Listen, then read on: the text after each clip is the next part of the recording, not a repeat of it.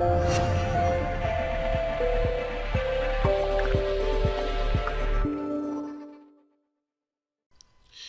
I'd like to take a look at sampling distribution of a proportion.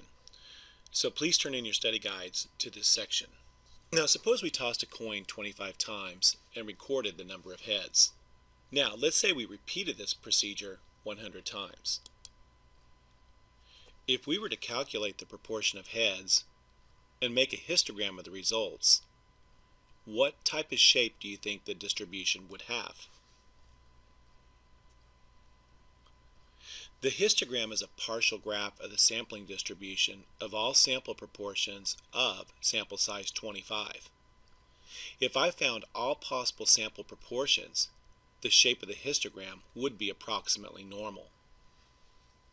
Now this leads us to the definition of sampling distribution. Recall that the sampling distribution is the distribution of possible values of a statistic from all possible samples of the same size from the same population. In the case of the coins, it's the distribution of all possible sample proportions p hat. Now recall we looked at sampling distributions for mean, and in the case of the means we looked at the sample x bar and the distribution of all possible x bar values. Today we're going to consider the sampling distribution of proportions. Once again, the population proportion is denoted by lowercase p, and that's the parameter value, and the statistic is denoted by p hat. And if we were able to take all possible samples of a certain size and graph all possible p hat values for that distribution, we would get the sampling distribution of the proportion p hat. Now recall that a population proportion, once again, is a parameter value. In the case of the proportion, we denote this by lowercase p. This represents the true parameter proportion from the population. Now the sample proportion is a statistic, and we denote this sample statistic by p hat. This is the proportion from the sample data used to estimate the population parameter p. Many times we want to study populations by looking at a proportion instead of an average. And when we do this, we do studies with proportions. Once again, the population proportion is denoted by p. It is our parameter value. And the sample proportion is denoted by p hat. It is the value of our statistic based off a good representative sample of the population. Now let's take a look at example 1.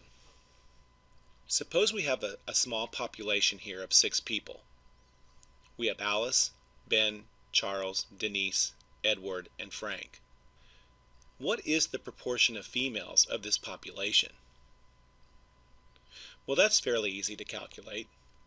We have Alice and Denise, who are our only females, so the population proportion of females is 2 out of 6, or 1/3. What is the parameter of interest in this population? Well, since we're looking at the proportion of females, our parameter of interest here is gender. Now suppose we draw samples of 2 from this population. How many different samples of size 2 are possible from a population of 6? Now recall that order here isn't important. If I chose Alice and Ben as my sample of 2 and then chose Ben and Alice, those represent the same 2 people. So since order is not important, this once again is a combination. We have 6 people to choose from, and we're choosing 2 of those 6. So the total number of possible samples of size 2 from this population would be 6 choose 2, or 15. Now let's find the 15 different samples that are possible and find the sample proportion of the number of females in each particular sample. Now here's the table of all possible samples of size 2 taken from this population. Now let's calculate the p hat values, the sample statistic here, based on the proportion of females in each one of these samples of size 2. In our first ordered pair here, we've got Alice and Ben. The proportion of females in this particular sample is 1/2, or 0.5. Alice and Charles, in this particular sample, the proportion of females here is 1/2. Now if we look at Denise and Alice, the proportion